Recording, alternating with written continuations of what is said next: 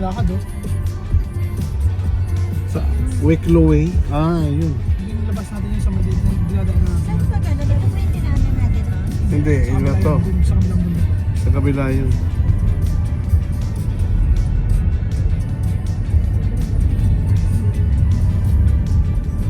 Kaya i-enjoy mo na yung panahon kasi hindi mo alam. Pag umulan, diretso na yan. Pag umulan yan patay na naman baka kakot December, baka pagpasok ng summer talaga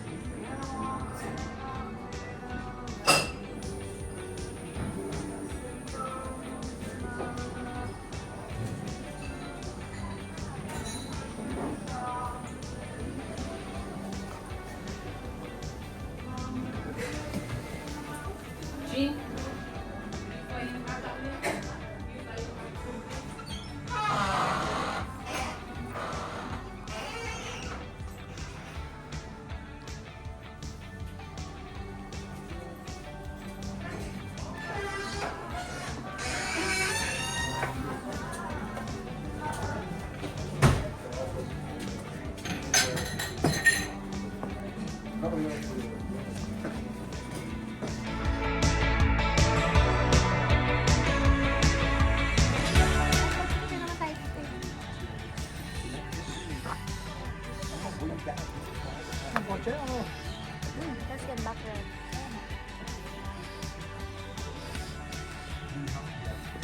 Selfie na lang.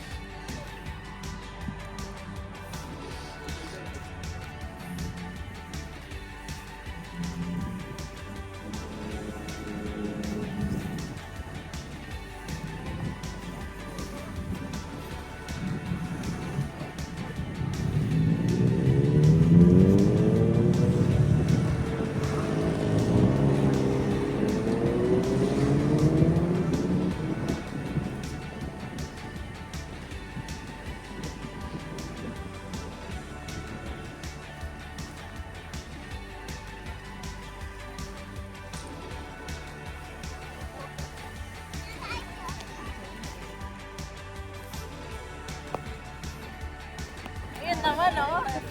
Dito. Ay, malamig. Hindi pinaninitigan mo kasi. Farhan.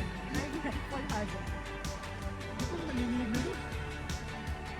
Naposin ko to dito. Tara na.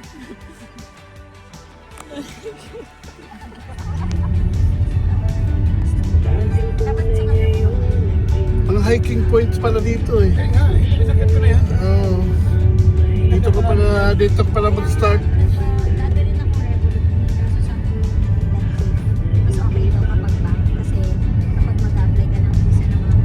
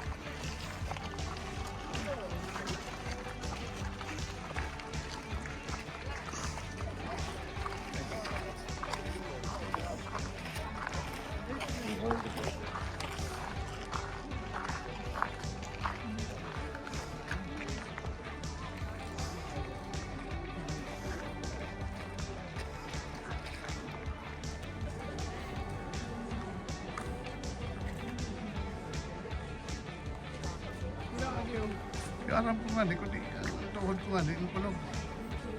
Yan pwede mo.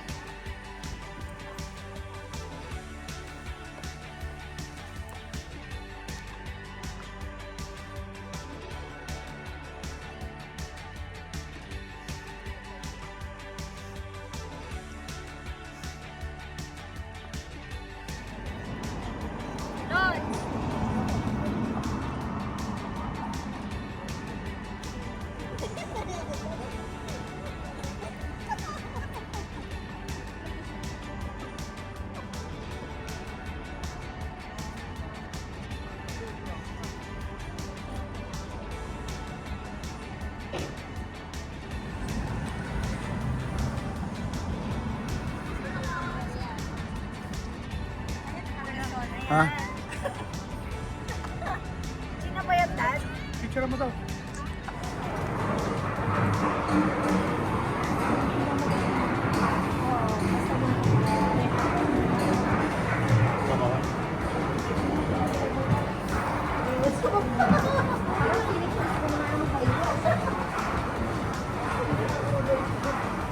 Then my brothers after me.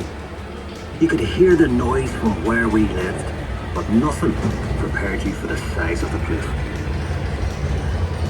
They put me to work on 401. That's what we called her. We knew she'd be the largest passenger ship in the world, but we didn't call her Titanic then. I was there from the beginning. I watched the shipwrights lay the keel blocks. They set big wooden blocks on the slipway to start with, then the keel at top of that, like a backbone, and the frames attached to that, like a skeleton. Workshops everywhere. It took weeks to find your way around. There'd be workshops for every trade you ever heard of. Painters, sailmakers, coppersmiths, boiler makers, cabinet makers. I even learned a bit about French polishing off them. Harlowers was a fine place to work, but dangerous. Every ship cost a life, and there'd be lots of injuries besides. I was in the engine works for a while. Very well equipped it was. That's where we built the triple expansion engines. 2 of them, each as high as a 3-story house. I worked in the frame bending shop. You'd heat steel beams in the furnace, then hook them onto slabs of cast iron and hammer them curved. It was skilled work. You had to bend them more than you needed because the frame straightened out a little when it cooled. The shell plates that made up the hull weighed up to 4.5 tons. They were taller than the da. The plates were overlapped on the edges. Some were raised, one after another. We called it clincher. One of the foremen taught me years ago. That's how you built steel ships. I worked as a heater boy. You had to heat the rivets on a wee plate. You pump the bellows till the rivet was white hot. Then you get a hold of it with your tongs and throw it up to the catcher. And he'd put it in the hole in the plate for the holder up. There were two of us on the other side of the plate that'll hold her up. We had to hammer the rivet so it filled the hole before it turned dull red. The double bottom. That's a wee space we call the tanks, made up of steel plates. The rest of the rivet squad all had to fit into that gap.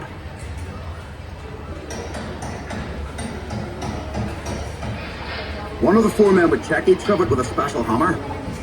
If it made a ringing sound, we'd have to go back and chase it out after work. I'd get scared working down in that double bottom. You only had candles for light.